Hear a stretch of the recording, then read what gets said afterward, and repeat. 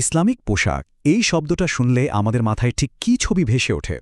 হয়তো দাড়ি, টুপি বা হিজাবের ছবি, তাই না? কিন্তু খোদ কোরআন এই ব্যাপারে ঠিক কি বলছে? চলুন আজ আমরা এই প্রচলিত ধারণাগুলোর গভীরে গিয়ে দেখি। আর সত্যি বলতে উত্তরগুলো হয়তো আমাদের অনেককেই বেশ অবাক করে দেবে। তো মূল প্রশ্নটা দিয়েই শুরু করা যাক। ইসলামে কি আসলেই কোনো নির্দিষ্ট ইউনিফর্ম আছে? মানে দাড়ি রাখা, টুপি পরা বা হিজাব নেকাব পরা, এগুলো কি ধর্মের তরফ থেকে বাধ্যতামূলক?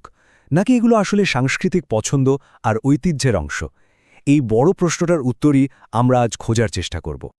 তবে একটা বিষয় শুরুতেই পরিষ্কার করে নেওয়া খুব জরুরি। আমাদের আজকের পুরো আলোচনাটা হবে শুধুমাত্র কোরআনের ভিত্তিতে। এই বিশ্লেষণের সোর্স বলছে কোরআন নিজেই একটা সম্পূর্ণ এবং বিস্তারিত গ্রন্থ। তাই এখানে হাদিস, ফিকাহ বা অন্য কোনো আলেমের ব্যক্তিগত মতামতকে আপাতত আমরা আলোচনার বাইরে রাখছি। তো চলুন প্রথমে পুরুষদের পোশাক নিয়ে কোরআনের নির্দেশনা কি সেটা একটু দেখা যাক। আর এখানেই হয়তো প্রথম চমকটা অপেক্ষা করছে, কারণ এই বিষয়ে কোরআন আশ্চর্যজনকভাবে প্রায় নীরব। সোর্সের ব্যাখ্যা যদি আমরা দেখি, তাহলে কোরআনের কোথাও পুরুষদের জন্য দাড়ি রাখা বা টুপি পাগড়ি পরার মতো কোনো নির্দিষ্ট নিয়ম খুঁজে পাওয়া যায় না। একমাত্র যে গাইডলাইনটা দেয়া হয়েছে তা হল শালীনতা, মানে নিজের রুচি আর সংস্কৃতি মেনে যে কোনো পরিচ্ছন্ন মার্জিত পোশাকই কিন্তু গ্রহণযোগ্য। আসল পার্থক্যটা হলো এখানে, কেউ যদি নিজের পছন্দ থেকে দাড়ি রাখেন বা টুপি পরেন সেটা এক ব্যাপার, কিন্তু এটাকে ধর্মের বাধ্যতামূলক অংশ মনে করা বা না করলে পাপ হবে ভাবা, সোর্সের মতে সেটাই কোরআনের নির্দেশনার বাইরে চলে যাওয়া। পুরুষদের জন্য ব্যাপারটা যেখানে বেশ সহজ সরল, নারীদের পোশাকের ক্ষেত্রে কোরআন কিন্তু আরও নির্দিষ্ট কিছু নির্দেশনা দিয়েছে। আর এই নিয়েই সবচেয়ে বেশি আলোচনা আর বিতর্ক তৈরি হয়েছে। চলুন এবার আলোচনার সেই সবচেয়ে গুরুত্বপূর্ণ অংশে যাওয়া যাক। প্রচলিত ব্যাখ্যার আড়ালে মূল টেক্সট আসলে কি বলছে সেটাই আমরা খুঁজে বের করার চেষ্টা করব। সোর্সের মতে এখানেই একটা বড়সড় গোলমাল হয়ে যায়। অনেকেই নবীজির স্ত্রীদের জন্য দেওয়া নির্দেশনা আর সাধারণ বিশ্বাসী নারীদের জন্য দেওয়া নির্দেশনাকে এক করে ফেলেন। অথচ দেখুন, সূরা আহজাবের ৩০ থেকে ৩৪ নম্বর আয়াতে কিন্তু পরিষ্কার বলা হয়েছে, হে নবী পত্নীগণ, তোমরা অন্য কোনো নারীর মতো নাও। সমাজে তাদের ভূমিকা আর অবস্থান ছিল একেবারে আলাদা, তাই তাদের জন্য নিয়মকানুনও ছিল বিশেষ এবং উচ্চমানের। এই নিয়মগুলো কিন্তু শুধুমাত্র তাদের জন্যই ছিল, সমস্ত মুসলিম নারীর জন্য নয়। এই পার্থক্যটা বোঝা কিন্তু পুরো আলোচনার জন্যই খুব গুরুত্বপূর্ণ। তাহলে সাধারণ মুসলিম নারীদের জন্য প্রথম গুরুত্বপূর্ণ আয়াত কোনটা? সেটা হলো সূরা আন-নূরের ৩১ নম্বর আয়াত। এখানে বলা হয়েছে, এবং ঈমানদার নারীদের বলুন, তারা যেন তাদের খেমার দ্বারা তাদের বক্ষদেশ আবৃত করে। এখানে যে শব্দটা আমাদের খুব মনোযোগ দিয়ে খেয়াল করতে হবে সেটা হলো খিমার। খিমার মানে কি? এর সহজ অর্থ হলো একটা ওড়না বা এক টুকরো কাপড়। আর আয়াতের নির্দেশটা খুবই পরিষ্কার, এই ওড়না দিয়ে বুক বা বক্ষদেশ ঢাকতে হবে। সোর্সের যুক্তিটা খুব সহজ। যদি আল্লাহ মাথা বা মুখ ঢাকার নির্দেশ দিতে চাইতেন, তাহলে কি তিনি সরাসরি মাথা বা মুখ শব্দগুলো ব্যবহার করতে পারতেন না? অবশ্যই পারতেন, কিন্তু তিনি এখানে বিশেষভাবে বুক ঢাকার কথা বলেছেন। তার মানে এই আয়াতে মাথা বা মুখ ঢাকার কোনো সরাসরি বাধ্যবাধকতার কথা বলা হয়নি। আচ্ছা, এবার আসা যাক নারীদের পোশাক সংক্রান্ত দ্বিতীয় আয়াতটিতে। এটা হলো সূরা আহজাবের ৫৯ নম্বর আয়াত। এখানে বলা হচ্ছে, হে নবী, আপনার স্ত্রীদের, কন্যাদের ও মুমিনদের নারীদের বলুন, তারা যেন তাদের চাদরের জিলবাব কিছু অংশ নিজেদের ওপর টেনে নেয়। এখানে মূল শব্দটা হলো জিলবাব, মানে বাইরের পোশাক বা চাদর। কিন্তু আসল প্রশ্ন হলো, এই নির্দেশনাটা কেন দেওয়া হয়েছিল? এর উদ্দেশ্যটা কি ছিল? মজার ব্যাপার হলো, কোরআন নিজেই কিন্তু এর কারণটা পরের অংশে বলে দিয়েছে। এতে তাদের চেনা সহজ হবে এবং তাদের উত্ত্যক্ত করা হবে না। সোর্সের ব্যাখ্যা অনুযায়ী এটা ছিল তখনকার সামাজিক পরিস্থিতির ওপর ভিত্তি করে একটা সমাধান। সেই সময় আরবে স্বাধীন নারী এবং দাসীদের মধ্যে পোশাকের একটা পার্থক্য ছিল।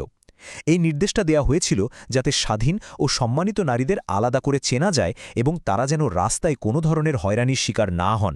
সুতরাং এটা ছিল একটা সামাজিক সুরক্ষা ব্যবস্থা, কোনো চিরস্থায়ী ধর্মীয় ইউনিফর্ম নয়। তাহলে এই আয়াতগুলো থেকে মূল কথাটা কি দাঁড়ালো? সোর্সের যুক্তি হল, কোরআনের পোশাক সংক্রান্ত নির্দেশনাগুলো আসলে কোনো কঠোর নিয়মকানুনের তালিকা নয়। এর মূল উদ্দেশ্যটা নিয়ম চাপিয়ে দেওয়া ছিল না, বরং ছিল সুরক্ষা দেওয়া। যদি আমরা দেখি, কোরআনের এই নির্দেশনাগুলোর পেছনে ৩টে প্রধান উদ্দেশ্য ছিল। এক, সামাজিক মর্যাদা, মানে সেই যুগে স্বাধীন নারীদের একটা আলাদা পরিচয় দেওয়া। ২, সামাজিক সুরক্ষা, মানে হয়রানি থেকে বাঁচানো। আর ৩, সাধারণ শালীনতা, যেটা কিন্তু শুধু নারী নয়, পুরুষদের জন্য প্রযোজ্য। আর সবচেয়ে লক্ষণীয় বিষয় হল সোর্সের মতে এই নির্দেশনাগুলোকে পাপ পুণ্য বা বেহেশত দোজখের সাথে সরাসরি জোড়া হয়নি, বরং এগুলোকে একটা সুষ্ঠু ও নিরাপদ সমাজ গঠনের উপায় হিসেবে দেখানো হয়েছে। এখানে ভাষার ব্যবহারটা কিন্তু খুব ইন্টারেস্টিং। সোর্স বলছে যে কোরআনে যখনই কোনো কিছুকে বাধ্যতামূলক বা নিষিদ্ধ করা হয়েছে, যেমন রোজা রাখা বা সুদ খাওয়া, তখন সেখানে হারাম বা ফরজ এই ধরনের খুব স্পষ্ট আইনি শব্দ ব্যবহার করা হয়েছে। কিন্তু পোশাক সংক্রান্ত এই আয়াতগুলোতে এই ধরনের কোনো কঠোর শব্দ ব্যবহার করা হয়নি, যা থেকে বোঝা যায় এগুলো কোনো আইনি আদেশের চেয়েও বেশি ছিল সামাজিক নির্দেশনা। তো এত সব চুলচেরা বিশ্লেষণের দরকারটা কি? কেন এই ব্যাখ্যাটা এত গুরুত্বপূর্ণ? সোর্সের মতে এই আয়াতগুলোর ভুল ব্যাখ্যা সমাজে অনেক বড় নেতিবাচক প্রভাব ফেলেছে। তাই বিশ্বাস যে কাপড়ের চেয়ে অনেক বড় একটা ব্যাপার, সেটা বোঝা খুব জরুরি। নারীর সুরক্ষার বিষয়টা আজও কতটা প্রাসঙ্গিক তা একটা পরিসংখ্যান দেখলেই বোঝা যায়। সোর্স বলছে আজকের আধুনিক পশ্চিমা সমাজেও যেখানে পোশাকের কোনো বিধিনিষেধ নেই, সেখানেও যৌন হয়রানির শিকারদের প্রায় ৯৯% কিন্তু নারী। এর মানে হলো নারীর সুরক্ষার প্রয়োজনটা একটা চিরন্তন বিষয়। কোরআনের নির্দেশনাটা ছিল সেই সময়ের জন্য একটা সমাধান। সোর্সের যুক্তি হলো আজকের যুগে হয়তো সমাধানটা অন্যরকম হতে পারে, যেমন কঠোর আইন বা উন্নত শিক্ষা, কিন্তু মূল নীতিটা মানে নারীর সুরক্ষা সেটা আজও ঠিক ততটাই জরুরি। এই সামাজিক নির্দেশনাগুলোকে যখন কঠোর ধর্মীয় আইন হিসেবে চাপিয়ে দেওয়া হয়, তখন তার ফলাফল কি হয়? সোর্সের মতে এর ফলে নারীদের শিক্ষা, স্বাধীনতা আর এগিয়ে যাওয়ার পথটা কঠিন হয়ে যায়। মানুষের ঈমানের মাপকাঠি হয়ে যায় তার পোশাক। আলেমরা একে অপরকে কাফের ফতোয়া দেন, সমাজে বিভেদ বাড়ে, আর ধর্মের মূল ফোকাসটা মানুষের চরিত্র গঠন থেকে সরে গিয়ে শুধুমাত্র কিছু বাহ্যিক প্রতীকের ওপর আটকে যায়। পুরো বিষয়টাকে পাকিস্তানের একটা বিখ্যাত সিনেমার একটা অসাধারণ সংলাপে তুলে ধরা যায়। সিনেমাটার নাম খোদাকে লিয়ে। সেখানে নাসিরুদ্দিন শাহর চরিত্রকে যখন দাড়ি নিয়ে প্রশ্ন করা হয়, তিনি বলেন, দিন দাড়ির মধ্যে নেই, দাড়িতে দিন নেই। মানে ধর্ম থাকে বিশ্বাসে, অন্তরে, দাড়ির মতো বাহ্যিক প্রতীকে নয়। তিনি আরও বলেন, আগে ভেতরটা ঠিক করতে হবে, ভেতরের বিশ্বাসকে জাগাতে হবে, বাইরেরটা তখন নিজে থেকেই ঠিক হয়ে যাবে। আমরা এখন আলোচনার একেবারে শেষ পর্যায়ে চলে এসেছি। তাহলে এই দীর্ঘ বিশ্লেষণের পর চূড়ান্ত কথাটা কি? শেষ পর্যন্ত এই পুরো বিশ্লেষণটা আমাদের সবার সামনে একটা খুব বড় প্রশ্ন রেখে যায়।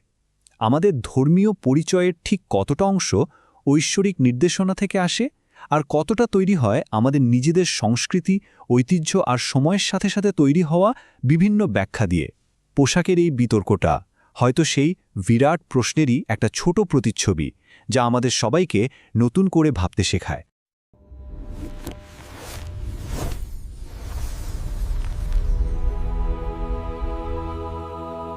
ভিডিওটি লাইক করুন, একটি মন্তব্য করুন এবং সাবস্ক্রাইব করতে ভুলবেন না।